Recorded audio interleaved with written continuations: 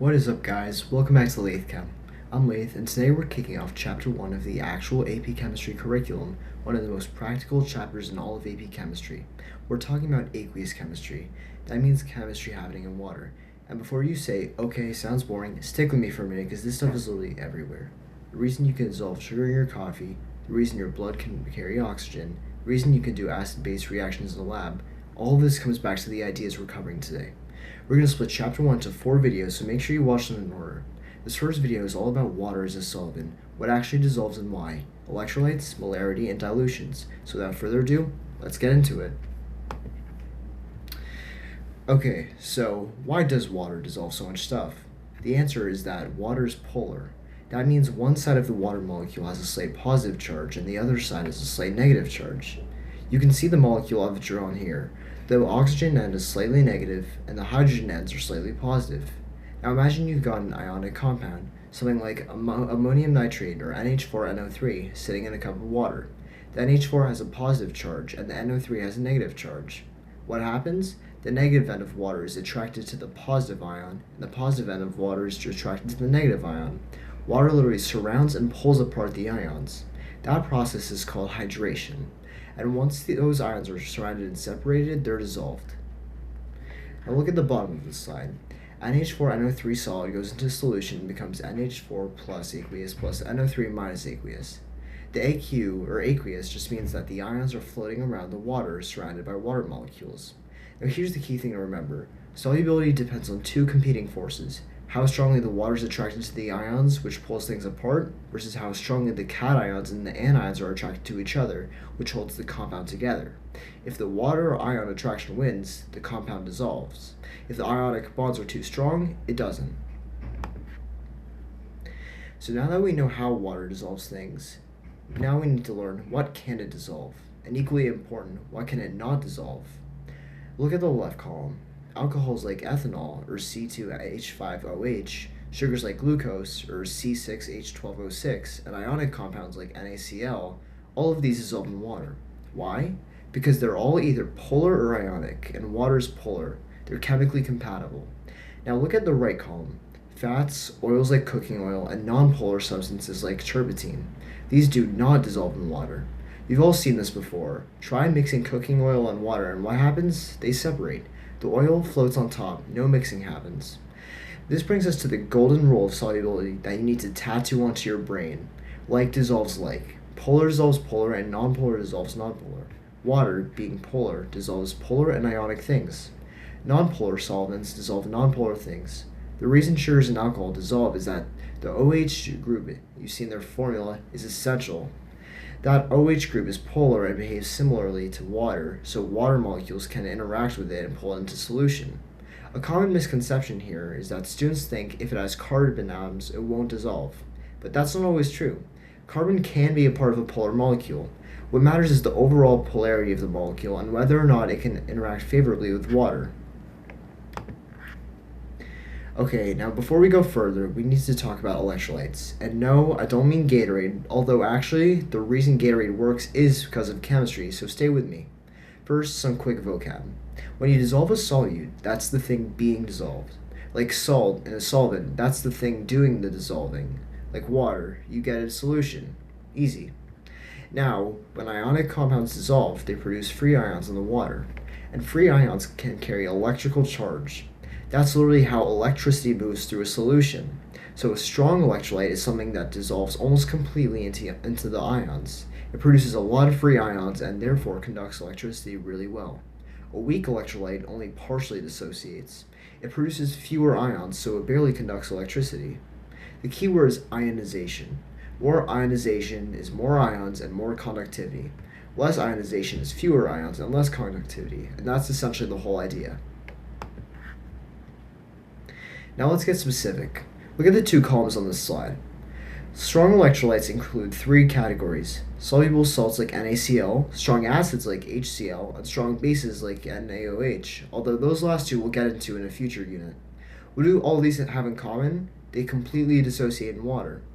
That means 100% of them break into ions. None of their original molecule stays intact. Now let's look at the equations.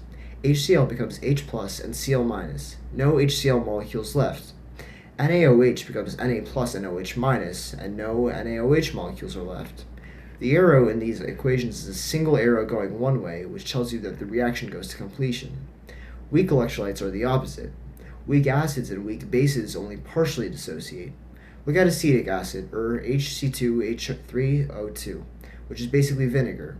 When you put it in water, most of it stays as intact molecules. Only a tiny fraction splits into H+, and the acetate ion. Notice the double arrow in the equation. That tells you it's equilibrium, meaning the reaction goes both ways. Some dissociates and some stays put, and again we'll get into that in a future video. Non-electrolytes don't dissociate at all. Things like sugar, they dissolve, sure, but they stay as complete molecules in the water. No ions produced and no conductivity. A tip for the AP exam is that you need to memorize the strong acids and strong bases.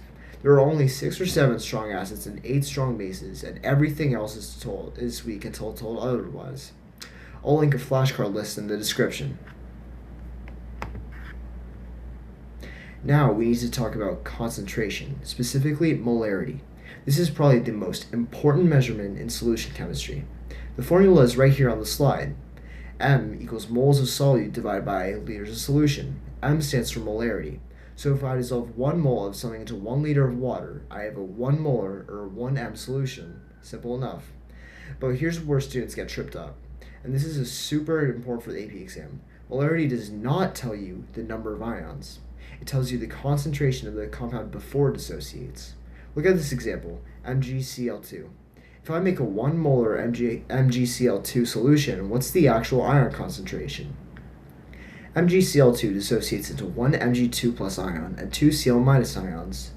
So the Mg2 plus concentration is 1 molar, same as the compound, but the Cl minus concentration is 2 molar, twice the compound, because there are 2 chloride ions for every 1 MgCl2.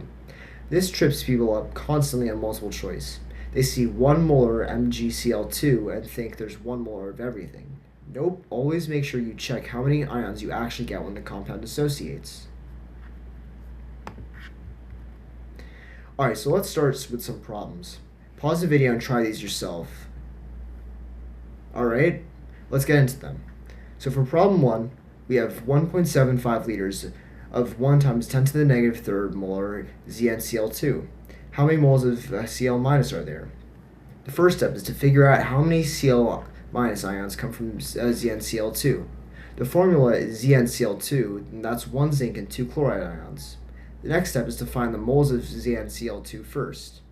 Moles is the molarity times the volume in liters, so that's roughly 1.75 times 10 to the negative 3 moles of ZnCl2 after you multiply those two. Then, the next step, you want to multiply by 2 because there are 2 Cl minus per formula unit. So you get, after doing the math, approximately 3.5 times 10 to the negative third moles of Cl minus. Done. Ready to go on to the next problem? I'll give you a minute to pause and try to solve it for yourself. Alright, so let's get into it. We need 1 liter of 0.2 molar K2Cr2O7. How many grams of solid do we weigh? First, we want to find the moles needed. Again, the moles equals the molarity times the volume in liters, and that's 0.2 moles. Step 2 is to convert moles to grams using the molar mass. K2Cr2O7, after finding the molar mass, it's approximately 294.2 grams per mole. The next step is that you want to multiply 0.2 moles times the molar mass, 294.2 grams per mole, to get 58.8 grams. That's your answer. Alright, now a standard solution is just a solution where you know exactly how concentrated it is. Like not approximately, exactly. In the example on the slide, 0.1022 molar HCl. Notice the 4 significant figures. That precision matters. Now why do we need standard solutions? Because they're used for chemical analysis. For example, in a titration, you're going to use a standard solution to figure out the exact concentration of an unknown solution. If your standard solution is inaccurate, your whole experiment is wrong.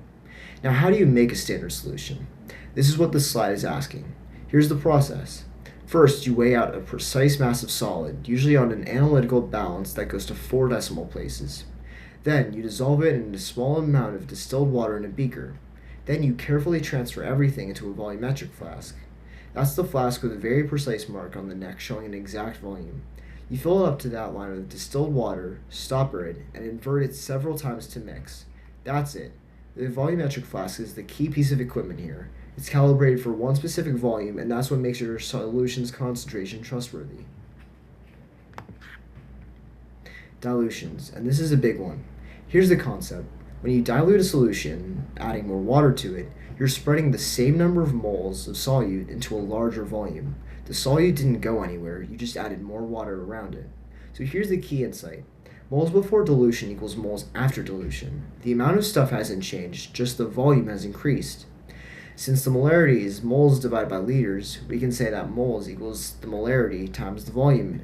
So moles before equals M1 times V1, and moles after is M2 times V2. Set them equal, and you get the dilution equation. V1 times M1 equals V2 times M2. This is one of the more useful equations in solution chemistry, so make sure you memorize it. For clearance, the subscript 1 is before dilution, and the subscript 2 is after. The lab technique for making a dilution is to use a volumetric pipette to measure an exact volume of your concentrated solution, transfer it to a volumetric flask of the target volume, then add distilled water up to the calibration mark. That's it. A common mistake is that students add concentrated acid to a small amount of water in a huge flask, then try to hit a mark they can't see. Use the right size flask, and always add acid to water and not water to acid. You'll hear that often in your lab because it prevents dangerous splashing, and I don't think anyone wants to get acid on their arms. Alright, so let's try a dilution problem. Pause the video, try it, and come back. Here's the setup.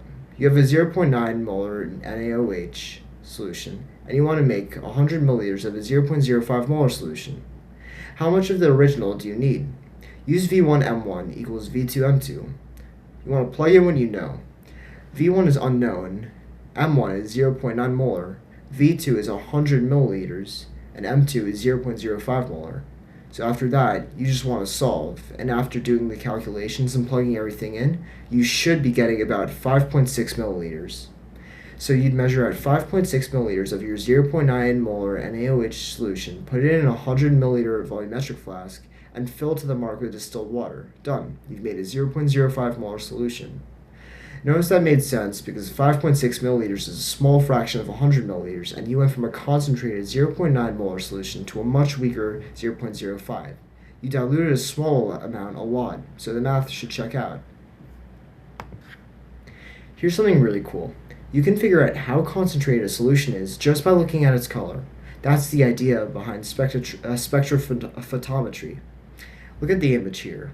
You've got a series of solutions from light to dark. The darker the color, the more concentrated the solution. More solute particles means more light gets absorbed and less gets transmitted. If you compare your unknown solution to a set of standard solutions with known concentrations, you can estimate where it falls. This is a simple visual method, but scientists use a more precise version of this idea with an instrument called a spectrophotometer. It measures exactly how much light is absorbed by a solution at a specific wavelength. And from that number, or the absorbance, you can calculate concentration. That's what the next two slides are about.